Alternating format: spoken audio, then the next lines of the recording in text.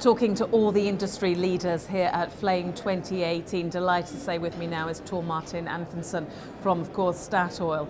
Thank you very much for your time, Tor Martin.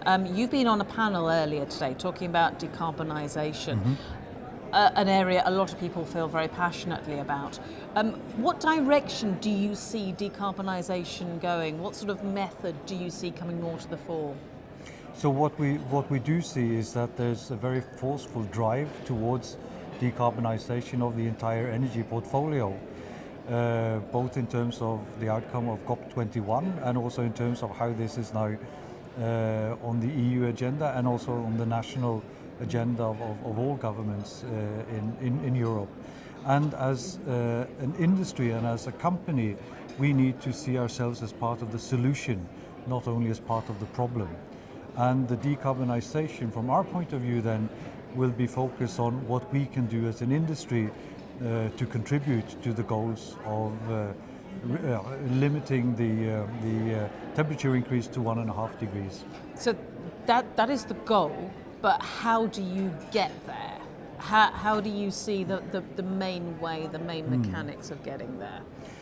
So from our point of view as a company, what we have done for a long time is we have reduced our CO2 footprint in our exploration and production significantly.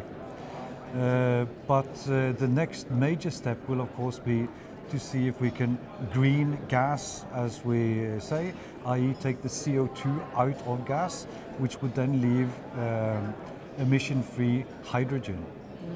And how do you see that happening? Do you see more money going to have to be put into CCS, a bit of a boost to that? What's the actual method that you see coming to the fore now? So in Europe's aim towards a decarbonised energy portfolio, there is no doubt that there will be a cost associated. In the full electric version, and in alternative versions as well. So yes, decarbonisation of gas will come with a cost, but a much lower cost than the alternatives.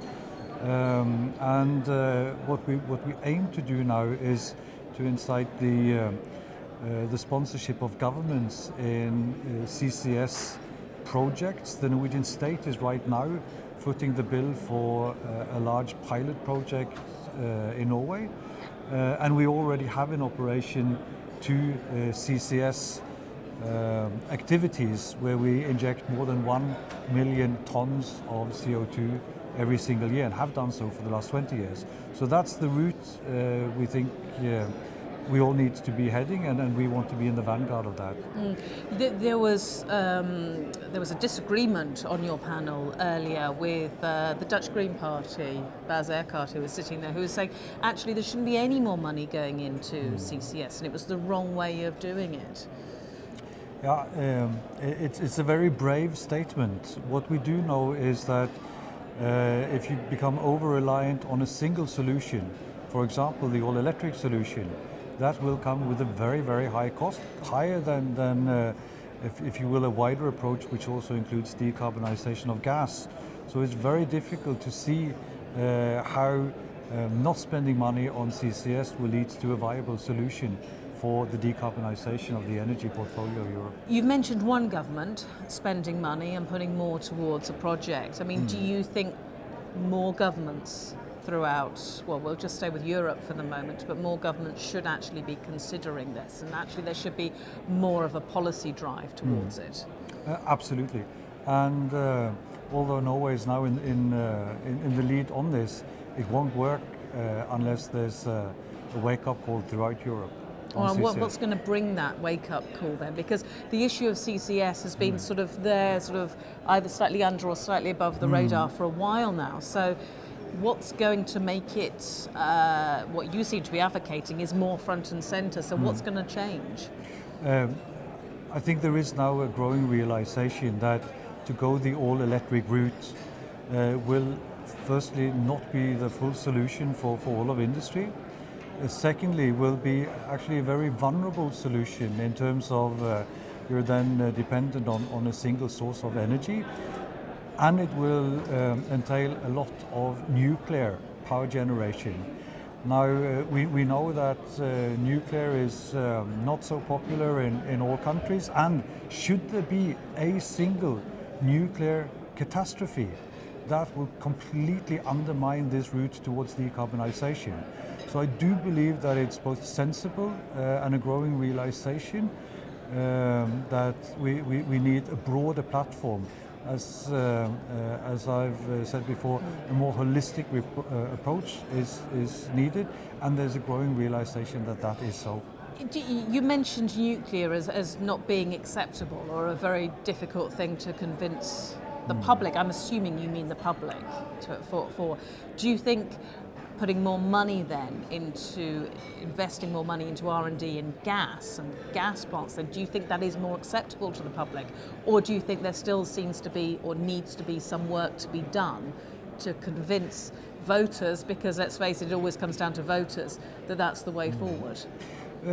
I still think that natural gas has a good name, so to speak, amongst the public in most countries. I think in the Netherlands, where we are now, the sentiment is increasingly growing against gas. But gas is widely used all across Europe, and it is a very popular fuel. Now, if we can also assure the European population and consumers that gas can also be a viable energy source in a decarbonized world, I think there will be also strong support for investigating that route further. Carbon is a global issue. Climate change is a global issue. I mean, there has to be some form of global solution to this. We've been talking a lot about Europe, and surprisingly we are in Europe. But what do you see as being the way forward? What would be your ideal picture to paint now? No, so the ideal picture would be a global accord on what is required to deliver on the 1.5 degree target. Unfortunately, that's not where we are, and I think it's probably naive to think we will ever be there. So I do think what we will see is a multi-speed approach to this, but there are very few countries in the world who say they are completely rejecting the global aim of the COP21 of limiting the temperature increase. Although some of those are very big, powerful countries.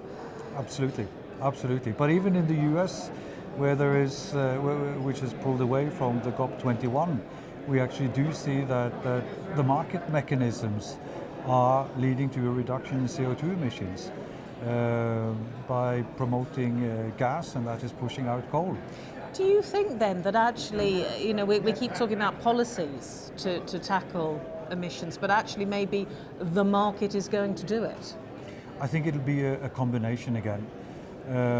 Companies will move in what they believe to be their best long-term interest, and that is, of course, amongst other things, to keep their customers happy, and companies will be swayed by customer opinion, in addition, of course, to government policies. It's been very interesting talking to you. Tor Martin, thank you very much for joining us at Flame. Thank you. Thank you. Okay.